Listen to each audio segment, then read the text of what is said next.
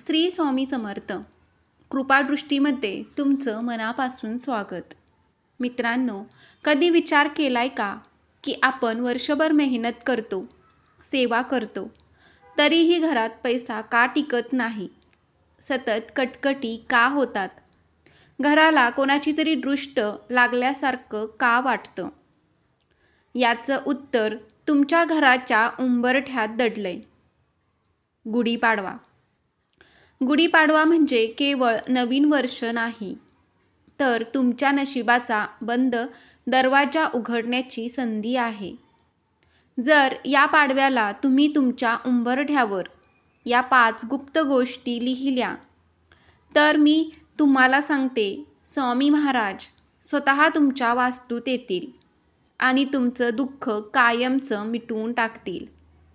पण सावधान, जर तुम्ही यात एक छोटीशी चूक केली तर लक्ष्मी उंबरठ्यावरूनच परत फिरेल. आजचा हा व्हिडिओ तुमच्या आयुष्याचा टर्निंग पॉइंट ठरू शकतो. चला तर मग जाणून घेऊया त्या 5 रहस्याबद्दल. 1. उंबरठ्याचं आध्यात्मिक महत्त्व.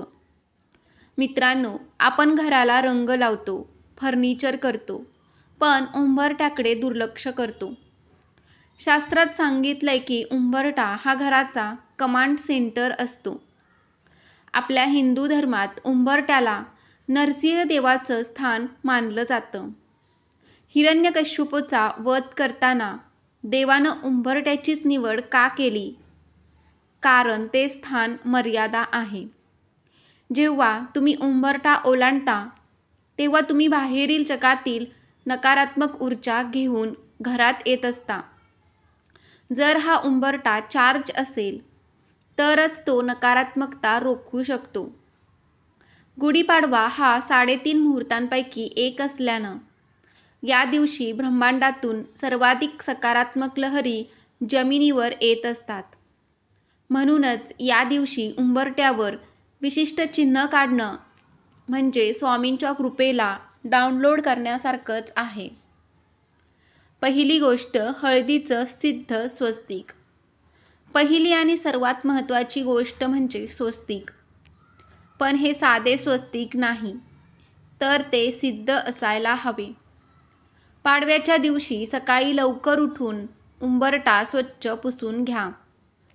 मग शुद्ध कस्तुरी हळदीत थोडे गंगाजल किंवा गोमूत्र मिसळून उंबरठ्याच्या दोन्ही बाजूला स्वस्तिक काढा.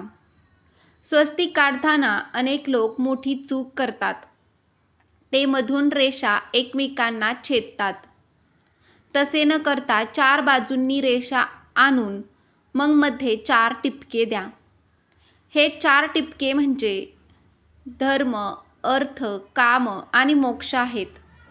ज्या घरात उंबरठ्यावर स्वस्तिक असतं तिथे वास्तुदोष टिकत नाही.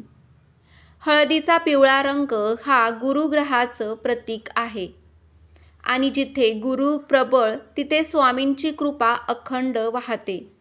दुसरी गोष्ट म्हणजे उंबरठ्यावर शुभ लाभ लिहिणं. उजव्या बाजूला शुभ आणि डाव्या बाजूला लाभ लिहा. पण यांच्यासोबत 2 उभ्या रेषा मारायला विसरू नका.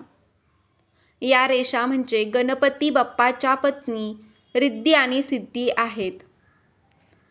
माझ्या एका ओळखीच्या भक्ताच्या व्यवसायात खूप मंदी होती. त्यांनी गेल्या पाडव्याला उंबरठ्यावर रिद्धी-सिद्धीसह शुभ लाभ लिहिलं आणि नियमाने उंबरठ्याचं पूजन केलं. आज त्यांचा व्यवसाय 3 पटीने वाढला आहे. हा केवळ योगायोग नाही, तर ही शब्दाची ताकद आहे. शुभ म्हणजे सकारात्मकता आणि लाभ म्हणजे समृद्धी. जेव्हा हे दोन्ही एकत्र उंबरठ्यावर बसतात तेव्हा दरिद्रता घरात शिरण्याची हिंमत करत नाही. तिसरी गोष्ट म्हणजे ओम. उंबरठ्याच्या बरोबर मध्यभागी कुंकवाने एक छोटासा ओम काढावा. ओम हा केवळ उच्चार नाही, तर तो या विश्वाचा मूळ नाद आहे. विज्ञानानंही मान्य केलंय की ओमच्या उच्चाराने कंपन तयार होतात. जेव्हा तुमच्या उंबरठ्यावर ओम असतो तेव्हा घराबाहेरून येणारी कोणतीही वाईट नजर करणी बाधा किंवा निगेटिव्हिटी त्या कंपनांना तोंड देऊ शकत नाही. जर तुमच्या घरात सतत कोणीतरी आजारी पडत असेल किंवा मुलांच्या मनात भीती वाटत असेल तर या पाडव्याला उंबरठ्याच्या मध्यभागी ओम नक्की लिहा. हे तुमच्या घरासाठी एक सुरक्षा कवच म्हणून काम करेल. चौथी गोष्ट म्हणजे लक्ष्मीची पावले. इथेच 90% लोक मोठी चूक करतात. ते पावले काढतात पण त्याची दिशा घराच्या बाहेर जाण्याची असते. सावधान! लक्ष्मीची पावले नेहमी घराच्या आत येतानाची असावीत. पाडव्याच्या दिवशी सकाळी तांदळाच्या पिठाने किंवा कुंकवाने ही पाऊले काढा. हे सूचित करतं की या नवीन वर्षात तुम्ही लक्ष्मी मातेला तुमच्या घरात कायमच्या वास्तवासाठी आमंत्रण देत आहात. जेव्हा तुम्ही ही पावले काढता तेव्हा मनात एकच प्रार्थना करा, हे माते, या उंबरठ्यावरून माझ्या घरात सुख आणि शांती घेऊन ये. आणि सर्वात शेवटची आणि प्रभावशाली गोष्ट, स्वामींचे नाव किंवा मंत्र. उंबरठ्यावर अतिशय शांत मनाने श्री स्वामी समर्थ हे 6 शब्द लिहा किंवा स्वामींचा बीज मंत्र लिहा. स्वामी समर्थांचं नाव लिहिणं म्हणजे प्रत्यक्ष अक्कलकोट स्वामींना तुमच्या घराचे रक्षक बनवणं आहे. स्वामी म्हणतात, जिथं माझे नाव तिथे माझे अस्तित्व.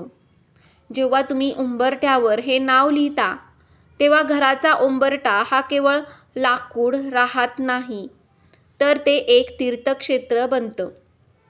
दररोज सकाळी जेव्हा तुम्ही उंबरठा ओलांडाल तेव्हा स्वामींच्या नावाचं दर्शन घेऊन बाहेर पडा.